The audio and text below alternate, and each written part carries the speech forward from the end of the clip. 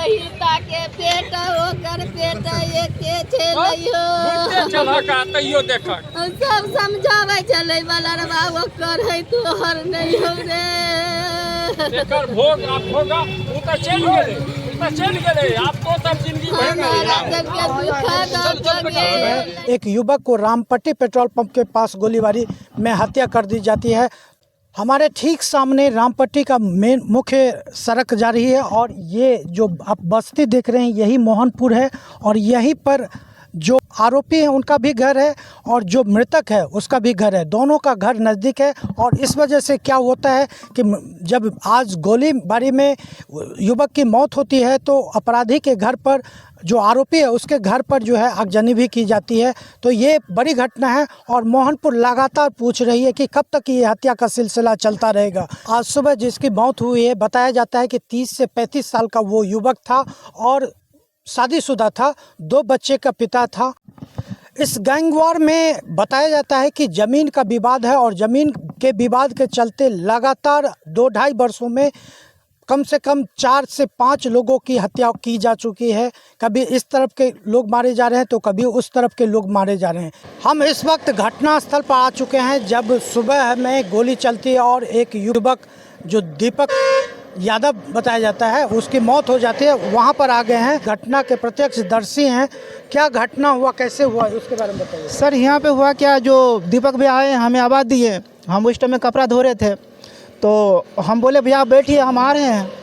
उतना ही देर में मतलब 2 से 3 मिनट हुआ, आए अचानक अपना हमें पटाखा का आवाज़ सुनाई दिया तो हम सोचे कोई पटाखा फोड़ा होगा।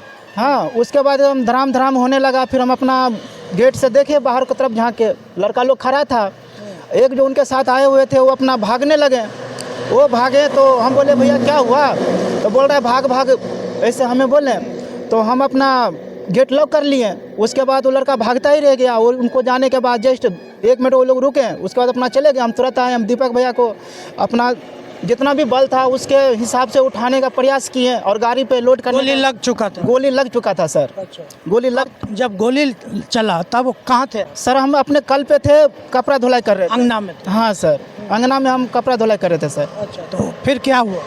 उसके बाद सर अचानक गोली अपना चलने लगा तो उनके साथ जो लड़का था वो अपना भागा आंगन से बाहर हमारे होके। तो हम बोले भैया क्या हुआ, तो बोला भाग। फिर भी हम अपना नहीं भागे क्योंकि हमारे घर में फैमिली था, बच्चा था, हम कैसे छोड़ के भाग जाते। उसके बाद उनको जाने के बाद हम आए, जब तक देखे एकदम ब्लड हो रखा था। उस टाइम में कोई था नहीं। हम अपने बल पे जितना भी हुआ कोशिश किए उसको उठा के हॉस्पिटल पहुंचाने के लिए। उतने देर में एक लड़का और भी आ गया जो दीपक भैया का क्लोजिंग था, नज़दीक का ही था। उसके बाद जो लड़का उनके साथ था उनको हम 2-3 बार कॉल किए, भैया कहाँ है आप, जल्दी आइए, दीपक भैया को ऐसा हो गया है।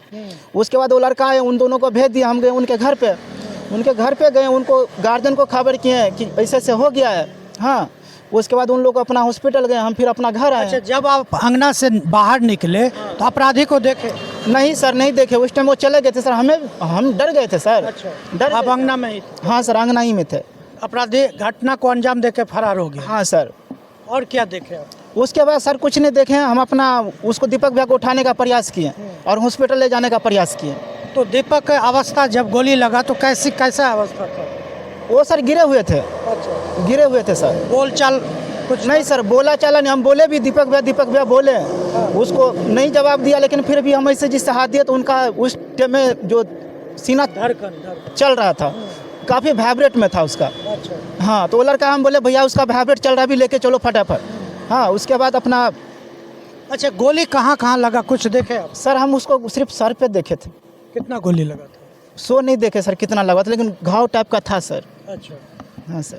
और क्या उस घटना के बारे में और कुछ बता सकते? नहीं सर, उसके आगे हमें सर कोई जानकारी। हाँ, तो हम वहाँ से आए उनके घर से, फिर हम देखे यहाँ पे पुलिस वाला लोग अपना खोखा रखा हुआ था। अच्छा, खोखा गिरा हुआ। हाँ, यहीं पर ये घटना हुआ? हाँ सर, यहाँ से लेकर इधर को भागे? इधर भागे।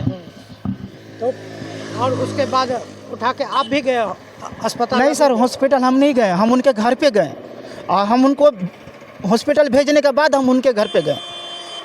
तो आपको बता दें कि दीपक की जैसे यहाँ पर घटना होती है उसके साथ जो घटना होता है उसके बाद ये उठा करके सदर अस्पताल की तरफ उसको रवाना किए। सदर अस्पताल में डॉक्टर जो है उसको मृत घोषित किया, उसके बाद उसकी पोस्टमार्टम की गई और बाद में उसके परिजनों को पोस्टमार्टम के बाद जो लाश है उसको सौंपा गया। और अभी जो बात चल रही है यही इस तरफ मोहनपुर है और वहाँ पर उसका दाह संस्कार चल रहा है। जानने की कोशिश करते हैं कि प्रशासन का क्या कहना है। ये मधुबनी जिला के राजनगर थाना अंतर्गत मोहनपुर गांव के दीपक कुमार यादव की अपराधियों द्वारा गोली मार के हत्या की गई है। उसमें पुलिस अधीक्षक महोदय के द्वारा टीम तैयार किया गया है और जो भी अपराधी शामिल हैं उनको जल्द ही गिरफ्तार करने का आदेश दिया गया और जल्द ही नीचे करिए। सर, अभी तत्काल में ये घटना की वजह का क्या पता चला है आपको? किस कारण से ये घटना घटी? परिजन है लिखित में कुछ ऐसा नहीं दिया है या उनका फर्ज बयान अभी तक नहीं हो पाया है, लेकिन शुरुआती दौर में जो उनका मानना है या जिस तरह का आरोप लगा रहे हैं कि जो कुख्यात अपराधी हैं जिन पर कि मुख्यालय स्तर से उन पर इनाम घोषित किया गया है, उनका नाम आ रहा है। पूर्व में उनके द्वारा टीम गठित एसपी सर के द्वारा टीम गठित किया गया है गिरफ्तार करने के लिए रोहित यादव को, और भी चैनल और एजेंसी से जल्द ही उसको गिरफ्तार किया। सर, स्थानीय लोगों का कहना ये है कि पिछले 2.5 साल में लगातार ये लगा करके आधे दर्जन हत्याएं हो चुकी है, तो इसको लेकर के क्या? सभी जो हत्याएं हुई हैं उनका संवेदन किया गया है और सभी हत्याओं में जो हुए हैं वो गिरफ्तार करके सबको जेल में